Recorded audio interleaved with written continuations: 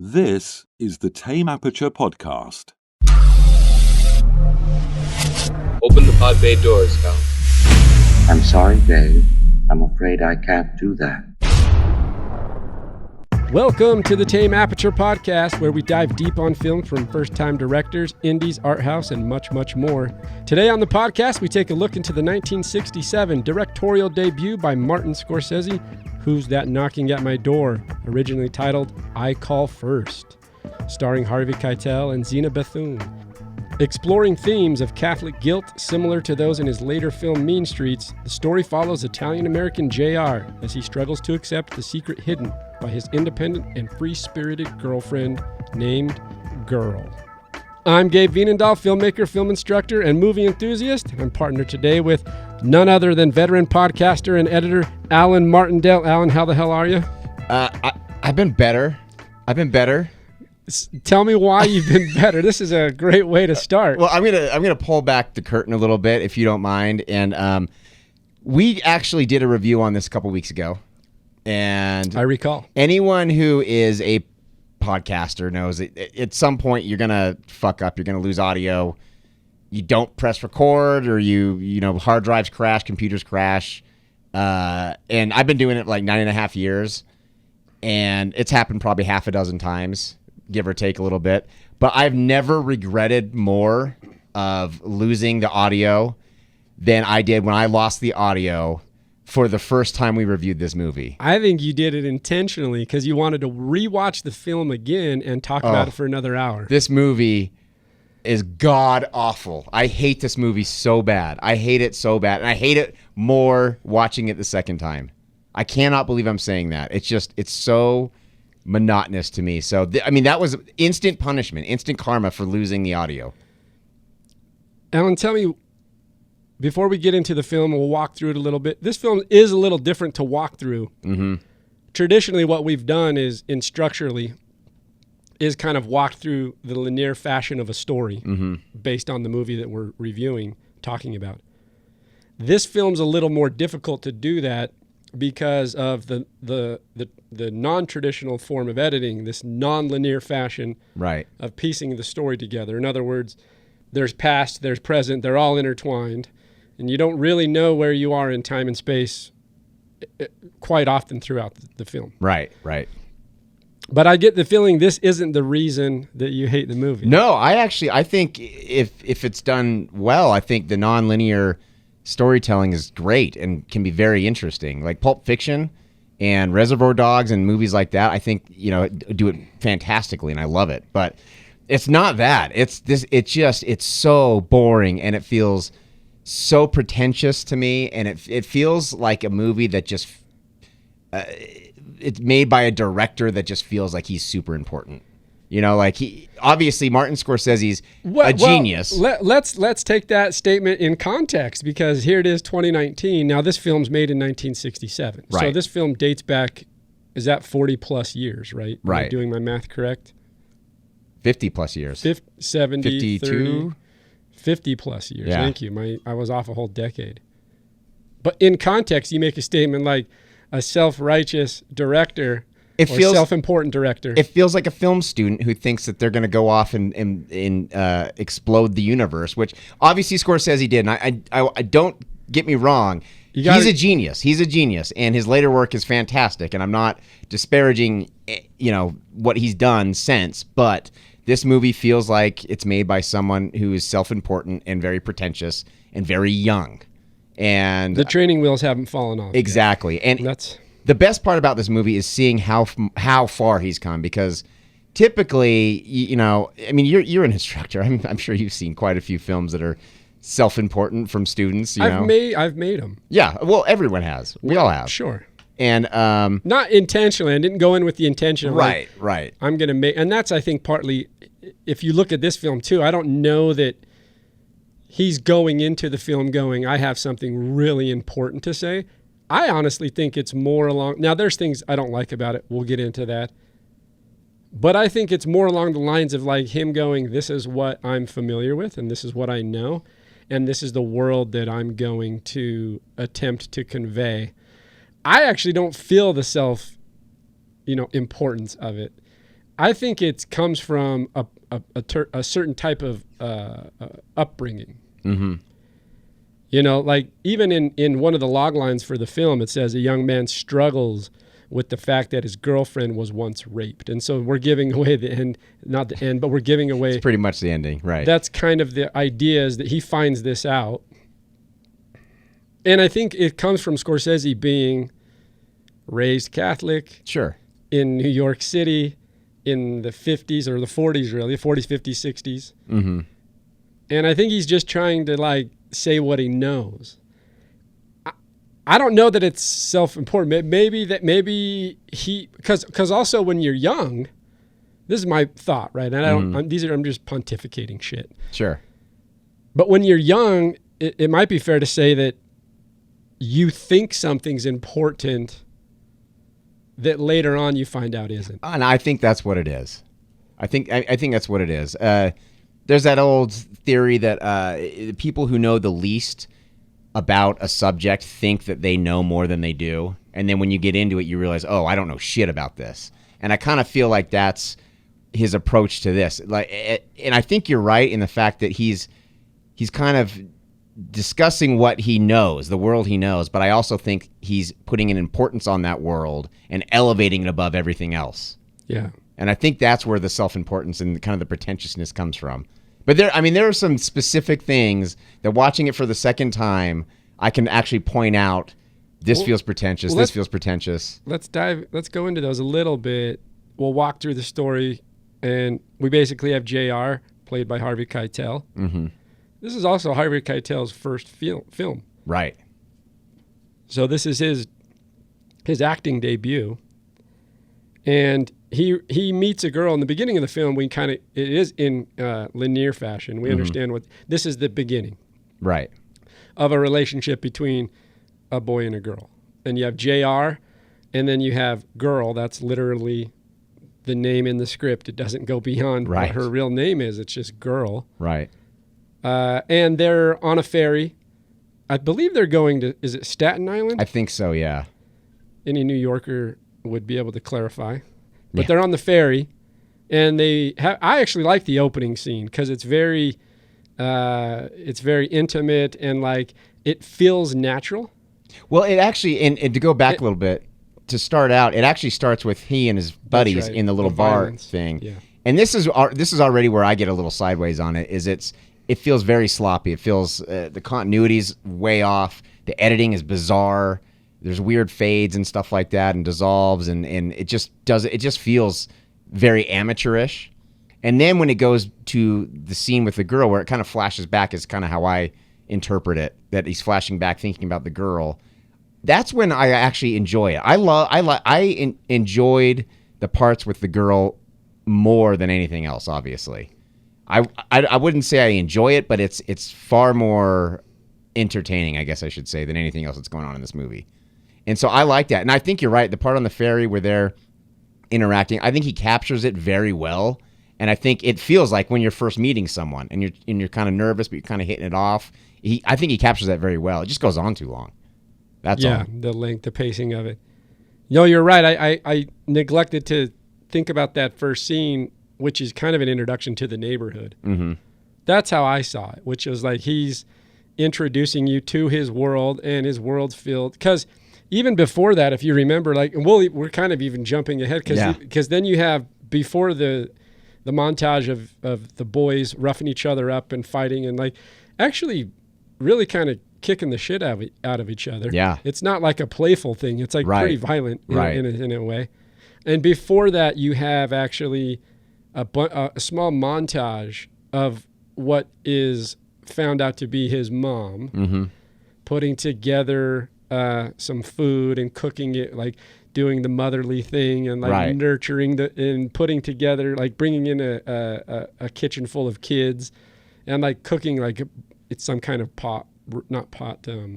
it's some kind of bread. I don't know what it is. Either way, but like she's taken time to like make this thing and like set the kids up, and they're all happy that they're getting this great food. Are they though? See, this is a thing, going back and watching it for a second time, as torturous as it was, it's still it let me kind of view it in a different light.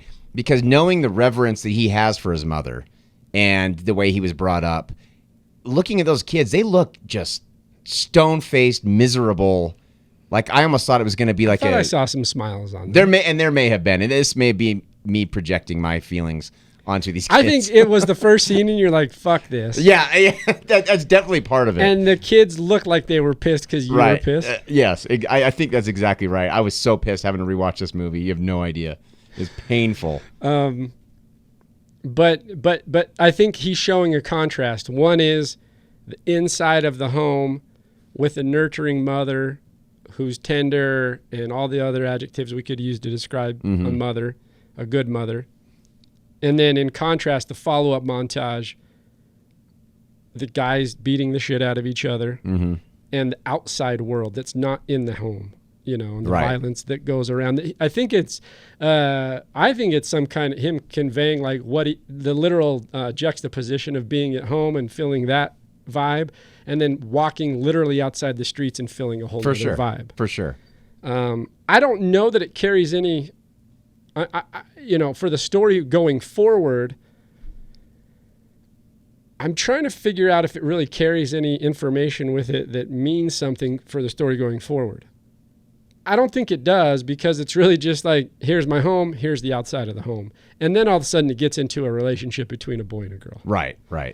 So it's almost like he's filling time, in a sense of like trying to stretch it or something to make it a feature. The whole movie feels that way. And we know from research it started out essentially as a short film, as he was a film student, right? Yes, yeah. So having to put together we'll say a 20-minute film or whatever the length might have been, and then trying to stretch it out over a feature, I think even in the beginning, like the first 2, 3, 4 minutes with the mother and the violence on the streets is just filler space. Oh, for sure. We get into that a little later too, which we'll cover, but like it doesn't really have a whole lot of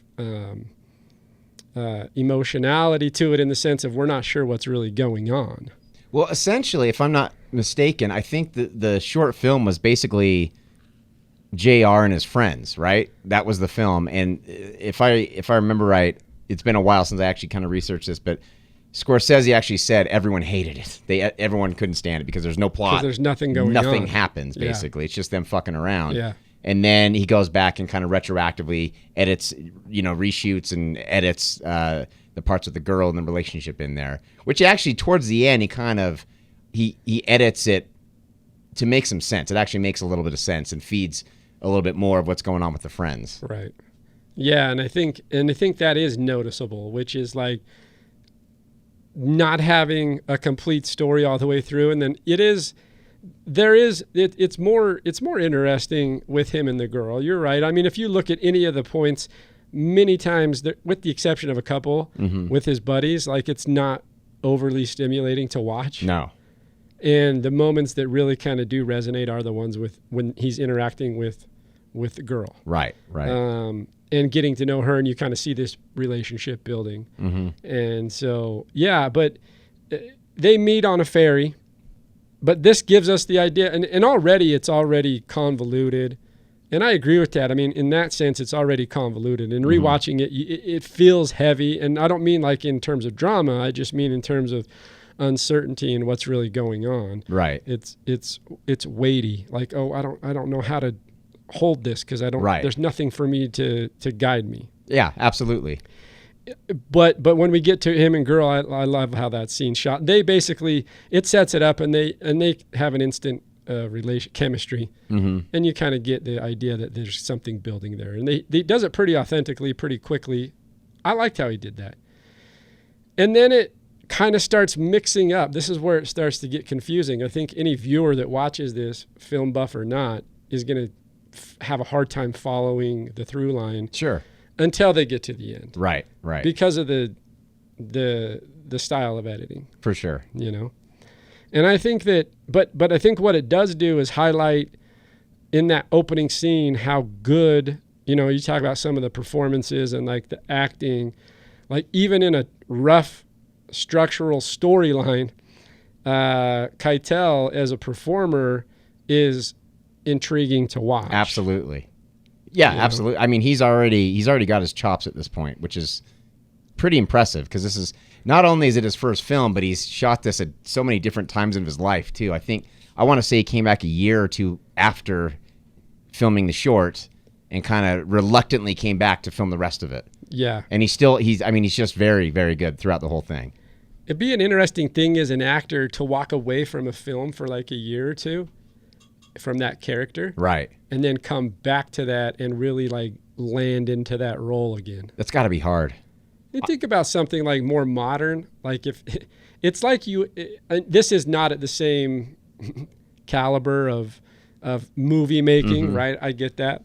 But I just mean walking away from a role. Like you take like Joaquin Phoenix from the Joker. Like right. Take him out of the Joker for like a year or two and then ask him to get back into it. Now, I know they're not comparable, but I just mean for an actor to walk away for a certain amount of time and jump back into a role and kind of feel it. Because you don't really watch it and go, oh, he doesn't seem like the same person or he seems different. There's slight physical changes as you mature and get a little older. Yeah. Like there's the scene later on. We'll just kind of jump into that quickly because that's another throw-in scene, and they're trying to fill that time. And so there's a scene of him. It's basically like a fantasy scene. Yeah.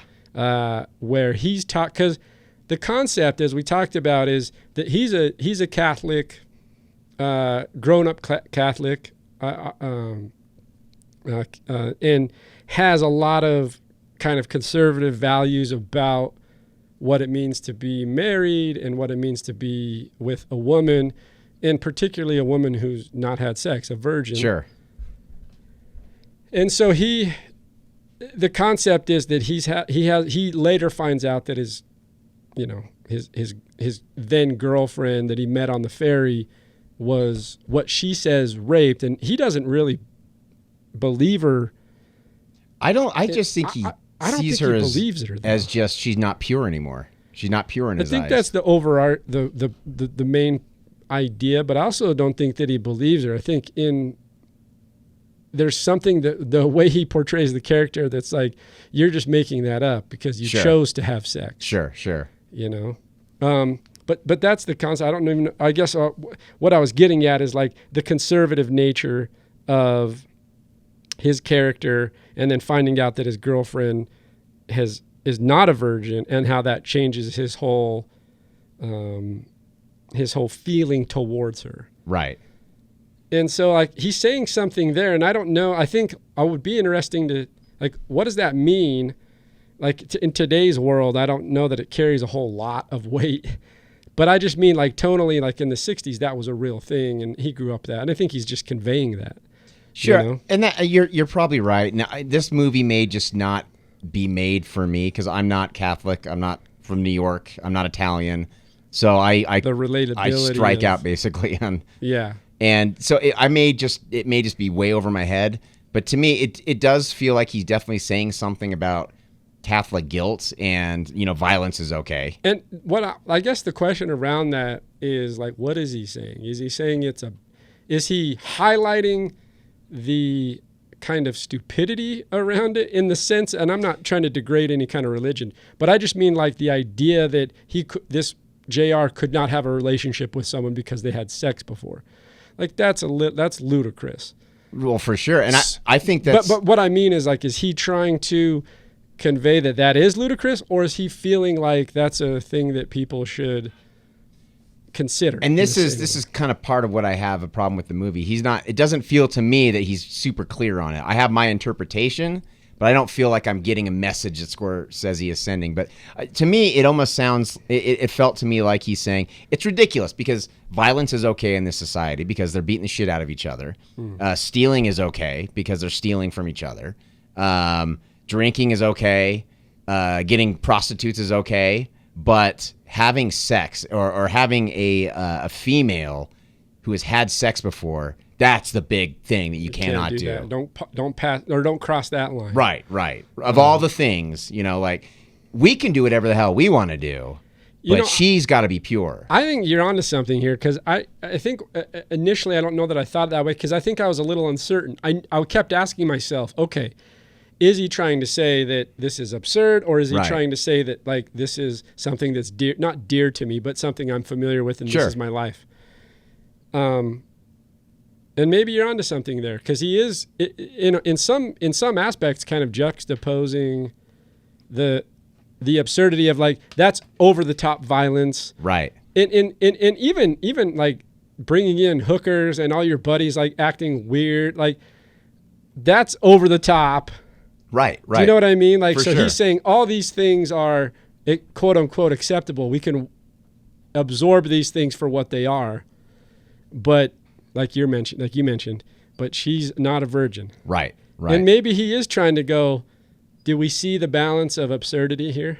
Right. Do you know what I mean? And it could be that. It just seems to me, rather than condemning it, it just seems like he's just kind of showing all these things, and there doesn't really feel like He's there's any not direction carrying- with it. Yeah, he's and not I don't carrying a real hard punch at the end. Right. I don't know what the hell he's trying to do with it. And that's the thing. It just feels like a collection of anecdotes and weird things that happen in his life that he's trying. And then at the end, he's like, oh, well, I got to have a story of some sort. So I'll throw in this thing. And it does kind of, well, the thing about it too is like, it doesn't, when you watch it, you don't really, you're not as invested as maybe you would be in other films. Like you're not really invested in what's going on. However, he kind of saves it a little bit at the end. Yeah. For me. Yeah.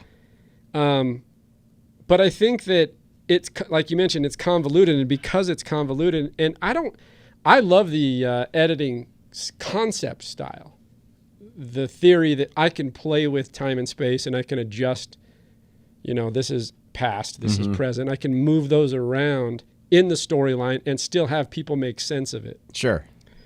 But I don't think that because he's just capturing all this stuff over a 2 or 3 year period and he's trying to compile things, I don't think it's quite coming across with the clarity. Yeah. Because what I mean is it creates more confusion than it does exposition about the characters and us learning about what's happening. Totally.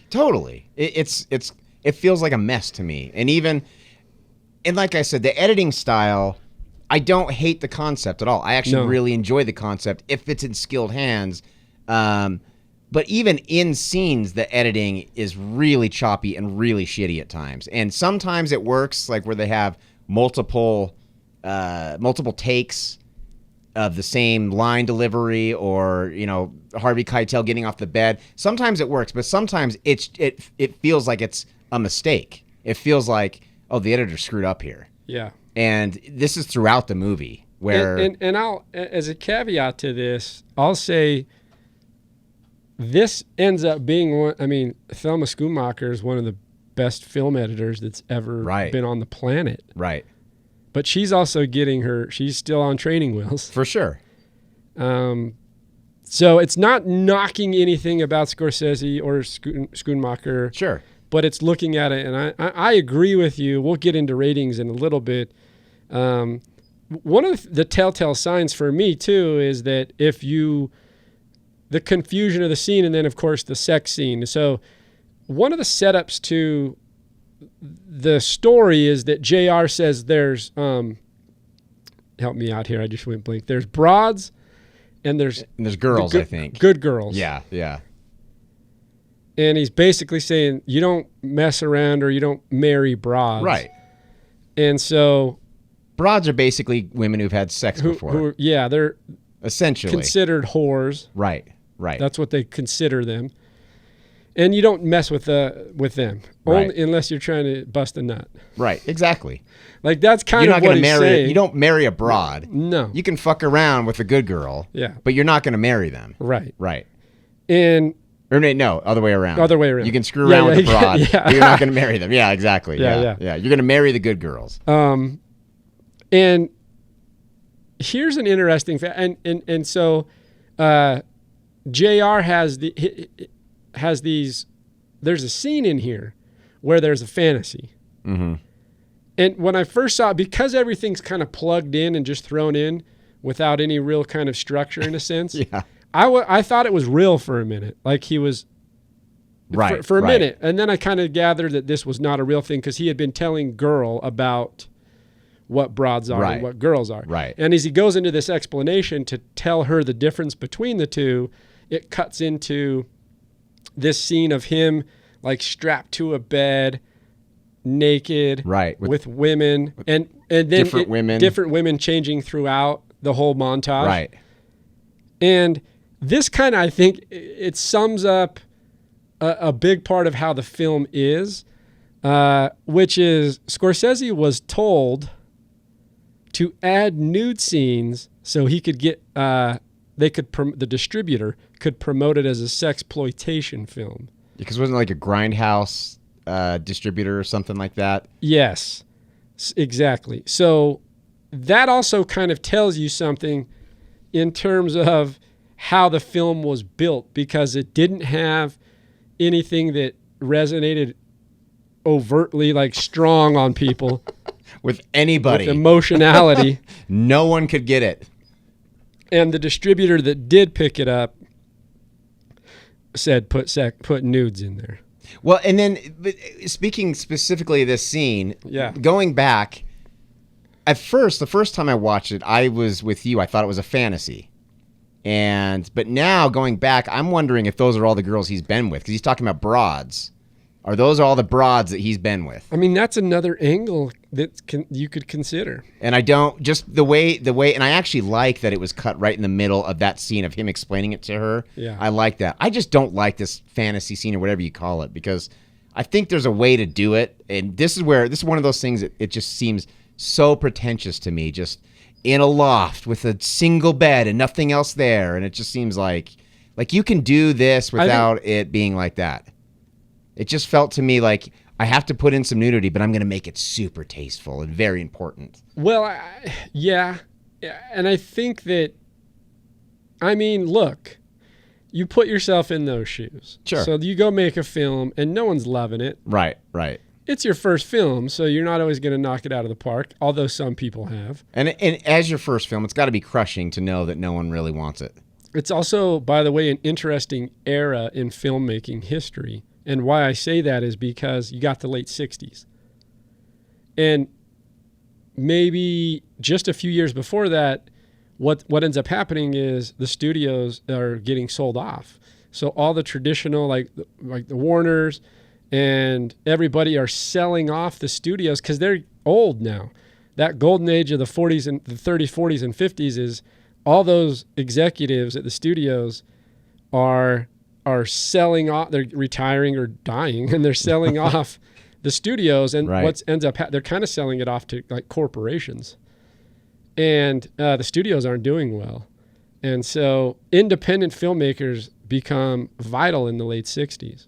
There's a lot of independent filmmakers that flourish because of this idea that the studios were getting sold off. They were unsure on where to go to find stories with good directors and artists, and they went to film schools and like independent films. And this is what Scorsese did. He made a short film.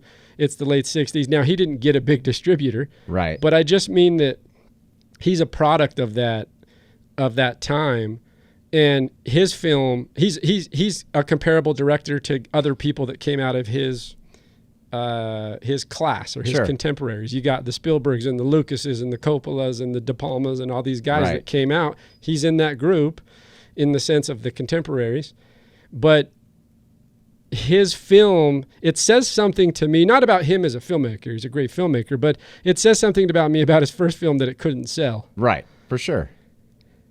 And maybe that's because it's not great. I mean, if you look at other first films, I mean, Spielberg gets, in the same era, by the way, that late 60s, he gets a huge deal with a studio based on a short film called Amblin.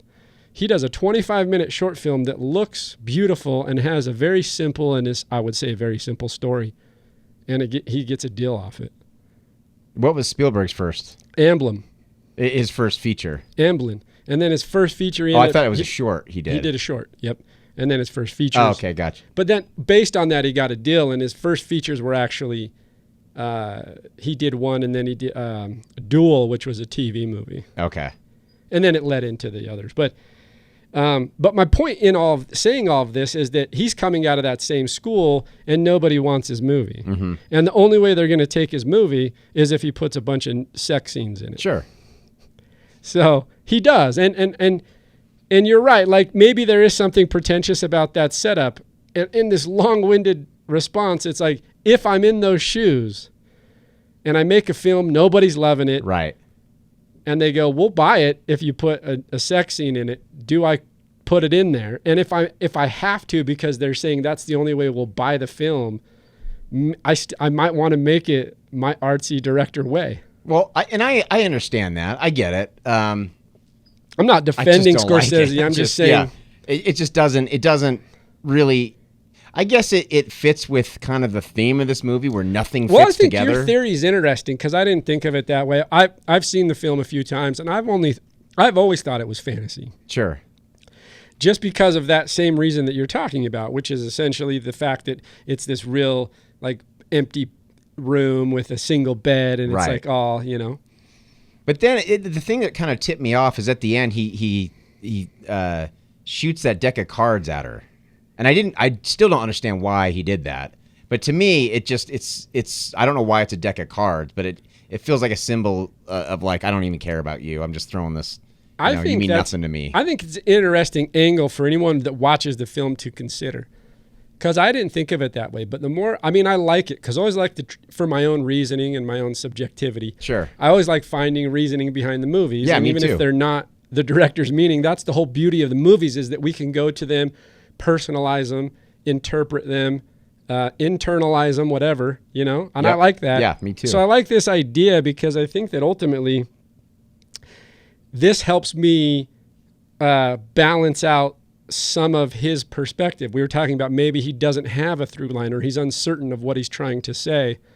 And I'm not saying this clears it up, but I'm saying that I think if you go with that route of the theory that these are JR's tokens, right? I hate to say it that way, but like women that he slept with, then I love it because then it villainizes JR. For sure. Even like you already sympathize with girl. Right. Because we know that she was raped and then he doesn't believe her and then he doesn't want anything to do with her later because of that fact. But this idea that on top of that, he's a gigolo. For sure. Or what, you know what I mean? Yeah, for sure. He sleeps around. I'm not condoning. For sure. I mean, I don't care. Go ahead and sleep around. But I just mean for him to then stand up in the hypocrisy of like, hey, I can't be with you because you've slept with someone else. And then he's just been. Well, and that's kind of what it felt like. The whole movie kind of feels that way to me. Just one big hypocrisy. It does have some of that to it. But I think if you take that scene where we see all the prostitutes and the montage of the sex scene, then it elevates it even more. It makes it, if it's not a fantasy, it's one thing if it's a fantasy. Right. It's another thing if it's reality, and then JR's an even bigger dick than he already was. Well, it's this idea, and again, I'm not Catholic, so I could be butchering the Catholic beliefs. Nor am I, but we can discuss. But to me, it feels like Catholics in general have a reverence for obviously the Virgin Mary and the Jesus figure, and they kind of look up to the Virgin Mary, and she's obviously a virgin, and that's kind of how they want their women. They want their women to be pure and untouched, and in this context, JR and all his friends, they can just do whatever the hell they want. Mm-hmm. And even if it's a fantasy, it's basic. If it's a fantasy, it's him masturbating, right? Like it's just him, which apparently that's okay. But if he were to find out the girl did it, then that wouldn't be okay, obviously. To me, there's just, regardless, it's a huge hypocrisy going on here. Yeah, but there is a slight edge to the fact that if he's sleeping around versus beating off. Well, for sure. I mean, in the sense, both of them are fine. If that's what you want to do, fucking go do it. Right. But I just mean, I'm not saying it in that perspective, though. But I think it elevates the hypocrisy even more. Because, and the only reason I think that maybe these are women that he's been with is because obviously what was that, Gaga? And why do they call... This is his friend, by the way, one of his buddies. They call him Gaga. And why does that mean he's stupid? I don't know. I think it's because Is it something in Italian that I don't understand? It might be either something in Italian or my interpretation when I hear Gaga, I think baby, which means you're just like, yeah, that makes sense, yeah. But I could be wrong. Well, Gaga, excuse me. Gaga. It might be Italian. If I'm off, I still like my interpretation. No, I do too. I like it a lot. But babies are dumb. I love babies. Sure. I have 3 kids. I just mean, yeah, me too. They're dumb. They're dumb. They're stupid. So that's what I was They shit in their pants. They're stupid. Yeah, exactly. They have to be fed and they poo their pants. Exactly. Yeah. But Gaga brings home these women for all the dudes to basically share. Well, there's 6 dudes and 2 women. Right. And they're basically arguing over who goes first. Yes. And that's why the original title was I Got First. Yeah, it's I Call First. I Call First. Because JR, while the 2 women are with 2 of his friends in another bedroom, right, ready to get it on or whatever they're doing, he's outside with his other 2 friends, and he says, "I call first." Right. So, and they have this argument about who's going next. Right. So obviously, he's planning to sleep with at least one of these women. So obviously, he's sleeping around.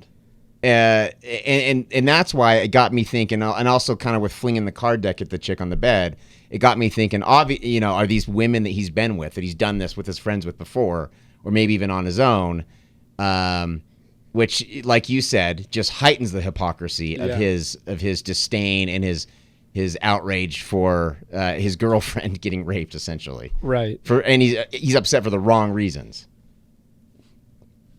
Well, it kind of just paints JR as an even bigger dick. Sure. You know? Sure.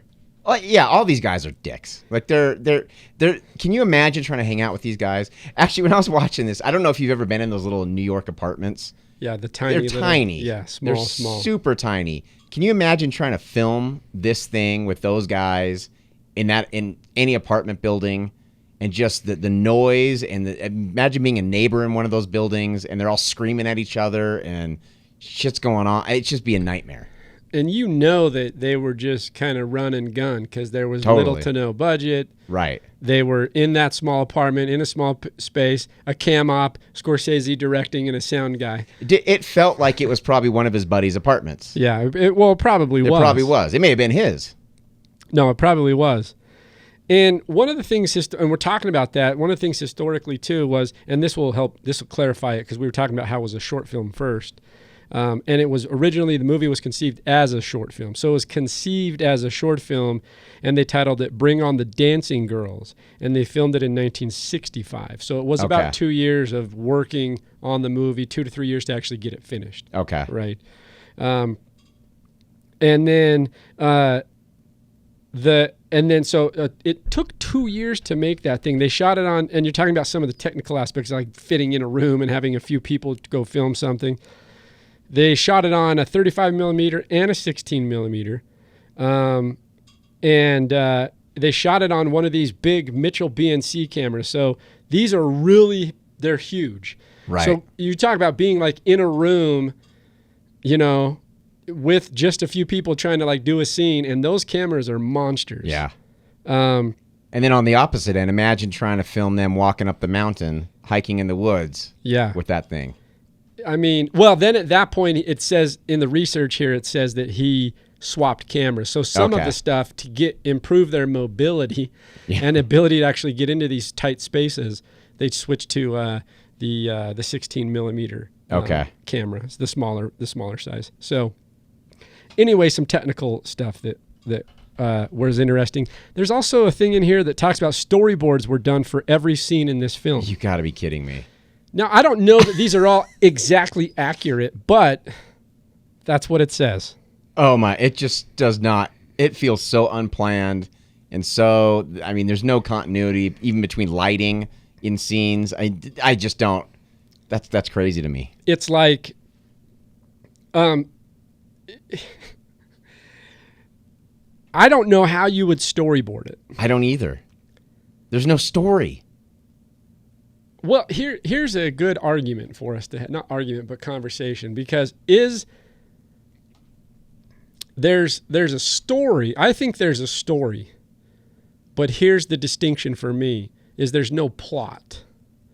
Yes. There's no elements that kind of escalate the story, with the exception of a couple little pieces with girl. Right. Like we mentioned already, the stuff with girl is always kind of more interesting when there's the two of them talking versus all the other filler stuff.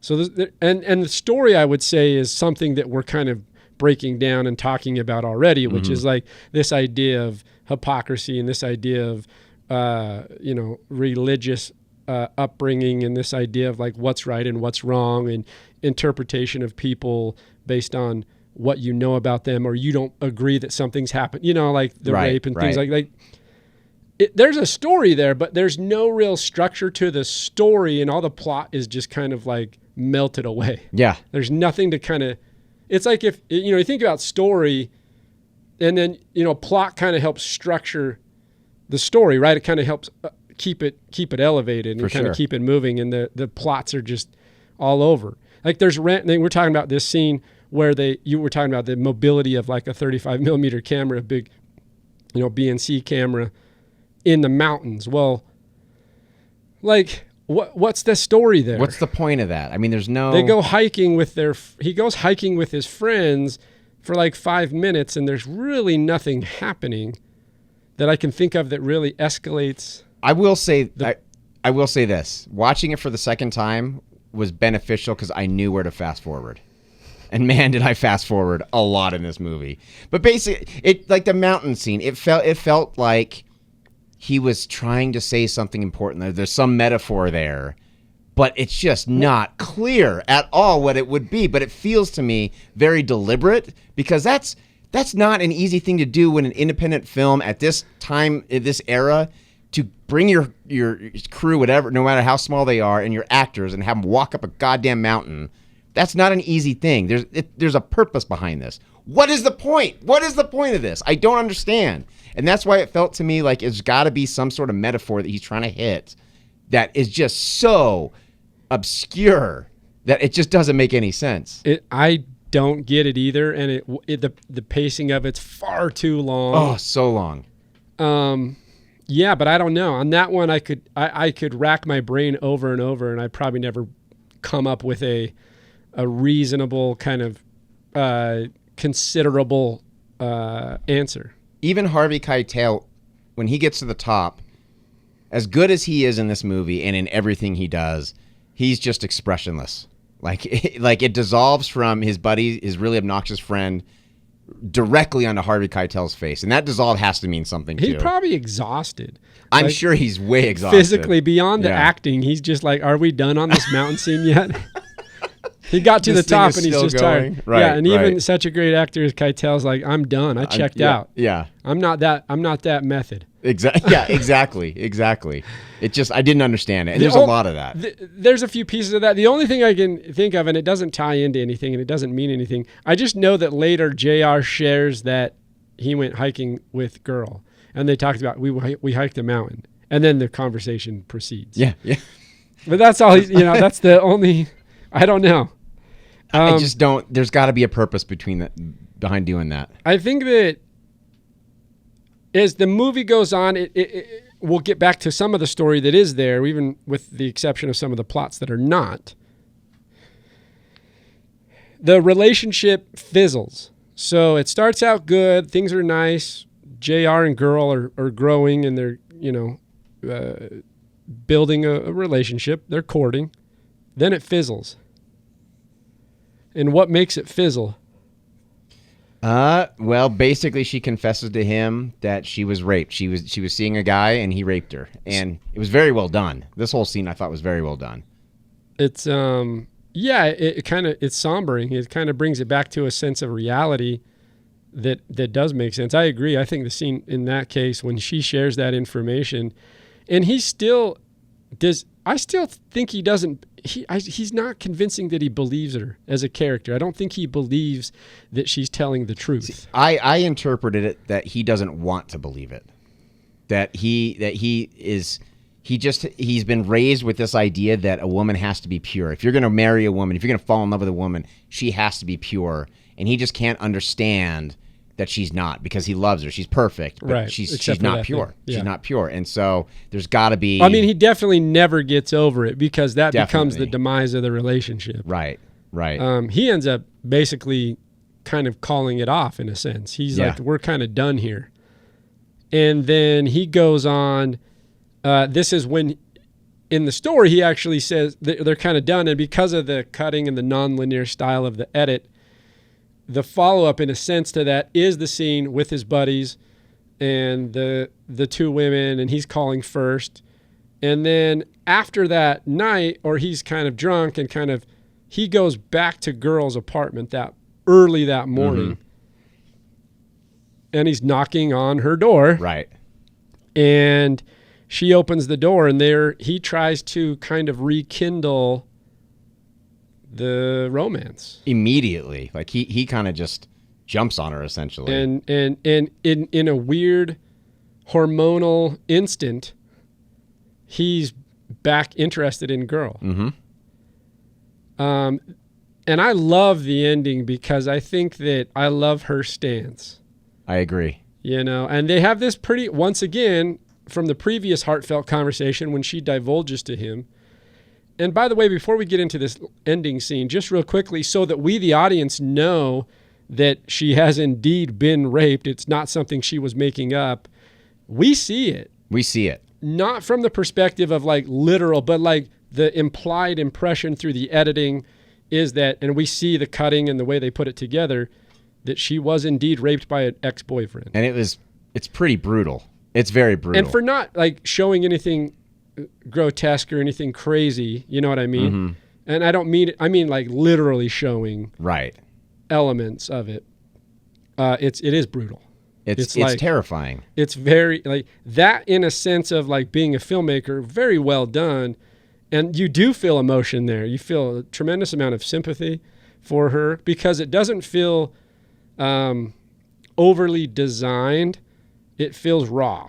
It feels very raw. And I also like the fact that she starts to explain what happens, and then it just cuts to basically this scene. It goes right into it. And I thought it was very well done. I thought, and here's a point where the editing was fantastic. This is a good transition where you're taking something present and then using that editing style that we've been talking about to really heighten the storyline and the emotion. This is one point where it takes from scene to scene. It's done really well. The transition's nice. Yep. And it's raw and it's difficult to watch.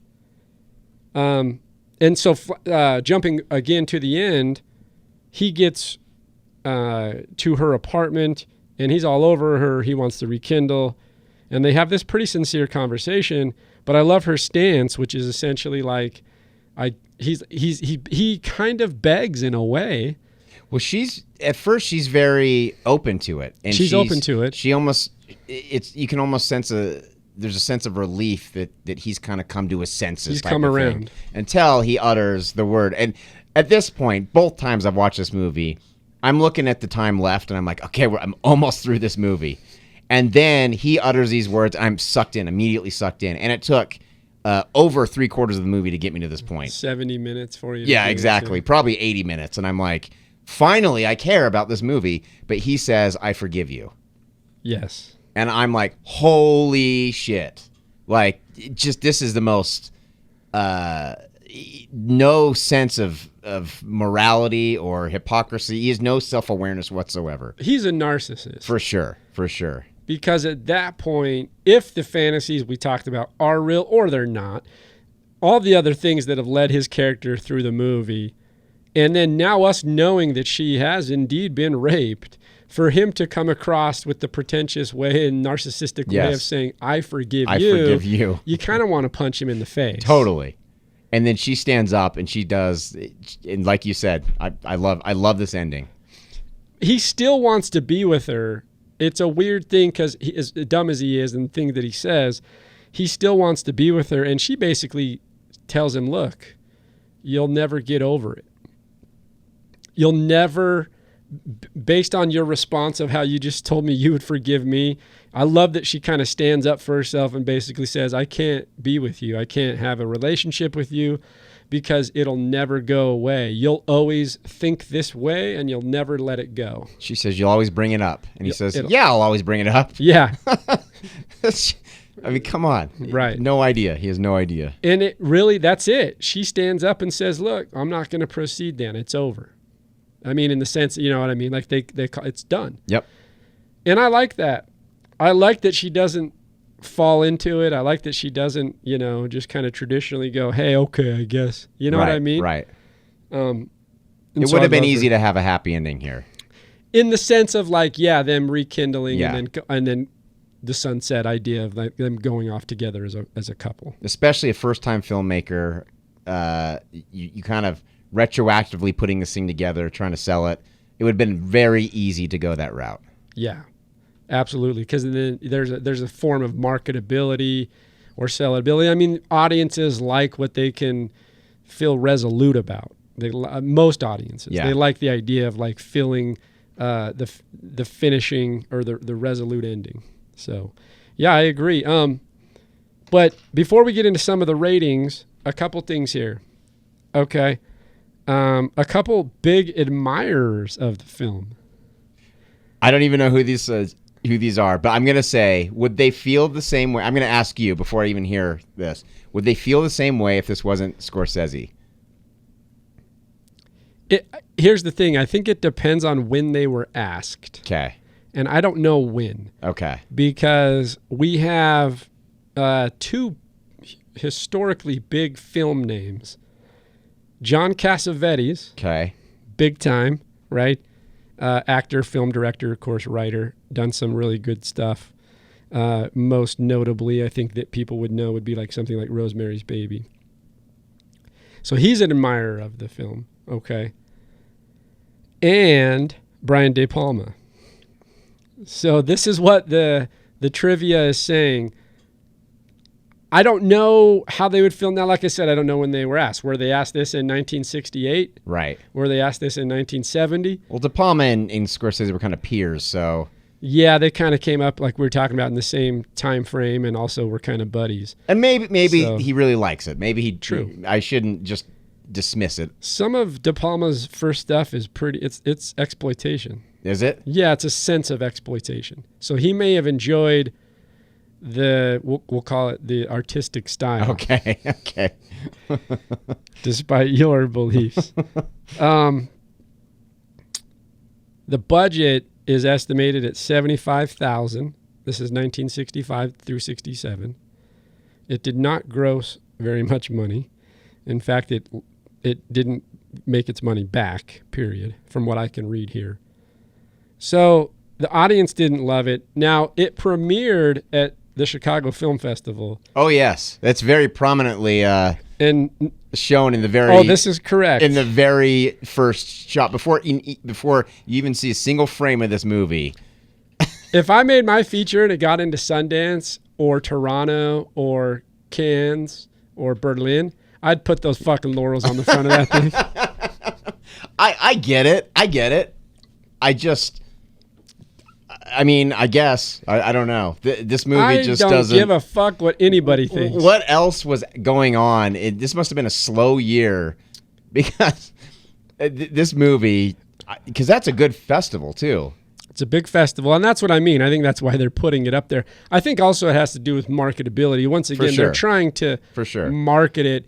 We know that overall the stories or the plots and kind of the emotionality of the movie's not there. Mm-hmm. So I think they're trying to do everything they can to try to sell the film or get people interested. And sometimes when you see those laurels, it excites you or you think, oh, it's important. One of the big things you'll see is, and you do see that even still today, particularly like a Sundance one, you'll see a Sundance one come up sometimes. True. When they're nominated or they're in the grand prize running or something like that. So it's not entirely uncommon, although it was very, very interesting to see that come up at the first of the film.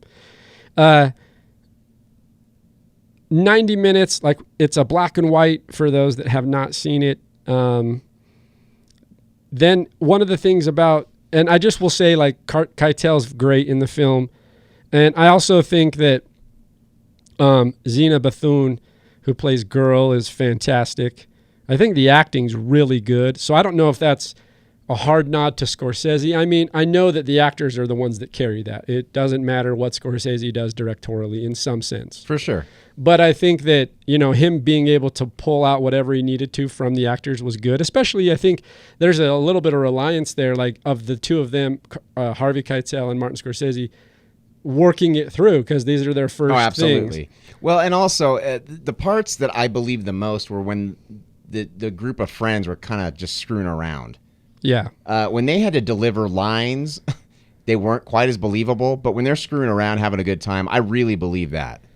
Yeah, there's some moments. There is that scene where they're drinking, and there's also the real scene that always stands out to me is when they're arguing in the car. Right. It's just the three boys, the right. rambunctious, the 20-year-old kids, and they're arguing in the car. And now I can't remember. Was it the music?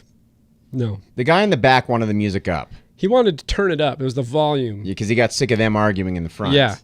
And then one of them goes to turn it up, and then they start arguing about the radio dial. Right. And who's in charge of the radio dial because it's my car. And then they start going. Right. Harvey Keitel and his friends start going back and forth. I thought that was entertaining. I actually enjoyed that. And like you're saying, those little things are so well done in the sense that they felt real. And you're like, oh my gosh, that's totally what 20-year-old guys do. Right. And it gets to the point so far that Keitel, like they come to a stoplight and he jumps out in the middle of the street like, fuck y'all, I'm out of here. And then immediately his buddy comes back to pick and then him like up. 20 seconds later, just get in the car. And then I'm like, oh, that's totally something that every guy has done. It feels genuine for sure. But like we're at the end, the very last shot, and this is another part where I felt like the editing was a little wonky. Not a little, very wonky.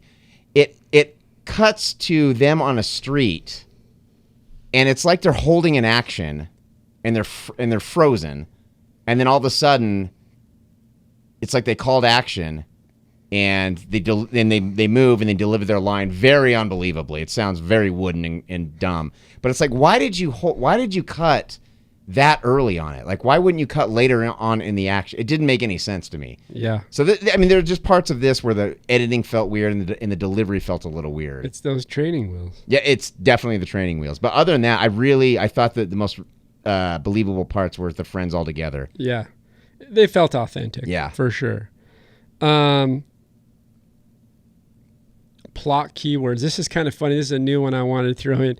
These are interesting. These are all the keywords that you could use to potentially search this film. Oh, this has got to be interesting. So, sex, sexual fantasy. Okay. Male nudity, female nudity, rape. Every single one of those. Now I'm saying the other ones would be New York City, confession, morality. I almost think that any of those, if someone Catholicism used those search terms to look up a movie and got this, I think they'd be sorely disappointed. That's what so this is what I agree with that. And there's a few more in there, right? But I thought those were interesting keywords because I don't know that those are the driving. I mean, some of those things fit. They all fit to some extent based on what the content of the movie is. But you're right. I think if someone searched those and they got this, they weren't getting what they searched for. Exactly. Especially those first ones. Yes. So we'll get into a couple of these ratings. I'll read you IMDb first. It looks like you've got Rotten Tomatoes over there. Yep. So IMDb's got it. Now, this is interesting. 6.7 out of 10 from 7,500 users or reviews. So for IMDb, that's users, right? Yeah, it's just a rating card. So, but that's users, not like critics, like Rotten Tomatoes. No, it's just users going on IMDb. There's 7,500 people have said, and the average of the rating has been 6.7 out of 10. And I would be very interested to see what people would think if they just saw this movie not knowing that Scorsese directed it. And maybe, ideally not knowing who Harvey Keitel was, but that's going to be pretty hard to do. Because I would love to know how much bias that gives. Because, I love Scorsese. Obviously, he's got so many great later films. He's a genius. He's an absolute genius. The Departed is one of my favorite movies. Goodfellas. I can go on and on. Yeah, He's amazing. Well, what's funny is Mean Streets is around the corner. And I love right. Mean Streets. Mean Streets is great. And Taxi Driver. Right. And like what? See, Taxi Driver was another one where I don't like it. It's because good. I think that's the sell. We'll get it. That's maybe wow. Yeah. But I think it's also it's not this, of course, but it's the idea of the cultural and societal destruction of a man. Yes. And that message is there. So the point being, For like, sure. if you were to look at, who's that knocking at my door, there's a little uncertainty in the message, and I would agree with you. You want to watch something like Taxi Driver, and it's pretty clear what's happening. Yeah, there's no questioning the that. implosion Right. and destruction of a For single sure. person. For sure. But again, that's one I kind of struggle with, but it's obviously much better than Yeah. it's not bad by any stretch of the imagination. But I wonder how many people they see Scorsese. But and I know like, what you're saying. Scorsese, and you can't question him, and it doesn't matter. A bad film's a bad film, and to me, at least, this is not a good film. Let's hold him on a pedestal because Right. his portfolio is so grand. Right. Do you want Rotten Tomatoes? So we got 6.7 out of 10 IMDb. What's Rotten Tomatoes at? So the Tomatometer, that's the critics, right? Did I say that right? Yeah. Tomato I meter. guess. The tomato meter sounds better. 68%. And the audience score is 61%. And I'd say that's probably, as far as the ratio, I would expect both of those to be lower, but as far as the ratio, critics to audience, I'd say it's probably about what I would expect. As far as a higher rating from critics than from the audience. Yeah, I'm a little surprised. I think that 61% from the audience. Yeah, it's 68 from the critics. Now, one that's interesting, too, we talked about the Chicago Film Festival. Roger Ebert in 1967, when he saw it at the festival, gave it a 4 out of 4 stars. Okay. Well, I mean, and that's right at the But here's time. an interesting caveat to that. Years later, I don't have the date exactly. I think it's a few years later. He knocks his rating down He goes back to 3 out of 4. He retroactively...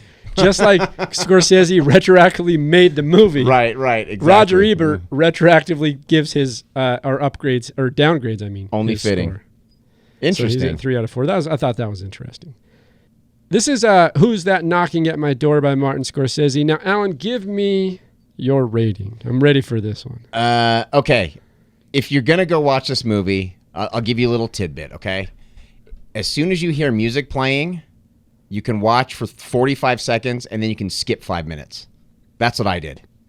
I breezed through it. It still felt like torture. It's like rewatching this movie is like if you go to the dentist and you get a root canal, and then they call you back and they're like, "Oh shit, we did it wrong. We got to do it again on the same tooth." Like it's a nightmare. That's what I felt, and I was so pissed at myself. I don't remember what I gave it last time, but I'm gonna give this a 4.5 out of 10. 4.5. 4.5 naked chicks on a bed. Well, I was just going to say, that is the scene that you did not fast forward through. Slow motion, frame by frame. That's a still frame pause. 4.5 out of 10, or 4.5 naked chicks on a bed out of 10. Yep. Well, I think we get your sentiment. Yeah. You hate Martin Scorsese and Harvey Keitel. Can't stand either of them. They're ruined now. Yeah, that's okay. So we're at 4.5. So I'm looking at it. Okay, if you're going to go watch this movie, I'd probably approach it a little differently than you. Although, rewatching it again and like kind of observing it again, I'm not in love with. I think the intrigue was gone. I think the first time you watch a film like this, even if you don't love it, there's this sense of intrigue because you're wondering, at least from my perspective, is, you're wondering where the greats got their footing. And you know what? I was a little worried going back. I was a little worried that maybe I was going to be too hard on it for the first time because I was expecting something great from Martin Scorsese and was disappointed. And maybe I just going in with fresh eyes, I'd appreciate it for what it was. And it actually, I like it even less now. I mean, look, some first-timers come in and they nail it out the park. Yeah, true. And then other first-timers come in and it's not that great.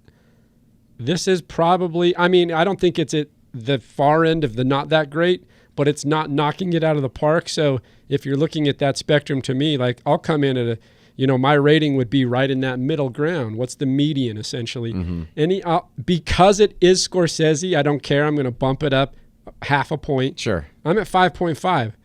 rewatching it again, I understand the value of it from the perspective of like him getting footing and trying to be a storyteller and a filmmaker.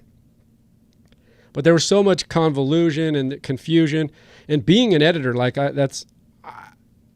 I agree, and I love Thelma Schoonmaker, and I think she ultimately is a huge undervalued part to the credit that Scorsese gets. Oh, without a doubt. It's not just him. Right. And we know, anybody that knows film, it knows that it's an extremely collaborative art form. But I think 5.5 out of 10 is where I'd probably place this. It's one of those things where if you're not, you're listening to this podcast, you should watch it because you're listening to this podcast. Sure. But it's not something that you're going to tell Nancy down on the corner of the street that's, you know what I mean? Like, Right. go watch this movie because Right. it's one of the best Scorsese films that's ever been made. Right. Well, and Brandon was here last time, and I'm so happy for him that he didn't have to rewatch this. He still might have. Who knows? Yeah, he might have. And I don't know what he gave it, but I'm glad he didn't have to suffer through this again. I hope he didn't anyway. But if anything, this gave me a better appreciation for Scorsese because to see where he started Yeah. and how rough it was to where he is now, it's a meteoric rise. I mean, just not even career success, but just talent-wise. And not just him, but like you said, Thelma Schoonmaker as well. Her editing prowess is just, it's off the charts now. It's unbelievable.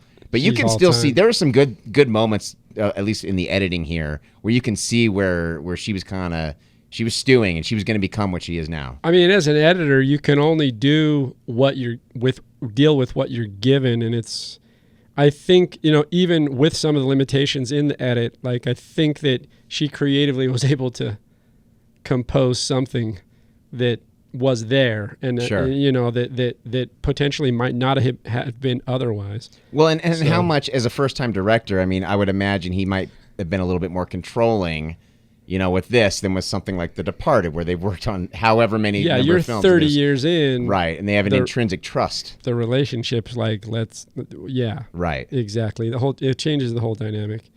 Go watch it. If you're listening to this podcast, you should watch the film. I agree with you. I think it shows the growth pattern from the beginning. If you look at more of his recent film, I haven't seen The Irishman. I don't even know if it's come out yet on Netflix. I don't think so. I'm dying for I think it comes out the end of this month, actually, so that's good timing. Anybody that wants to see how you can progress and grow as an artist, I haven't seen The Irishman, but I'm assuming it's pretty good.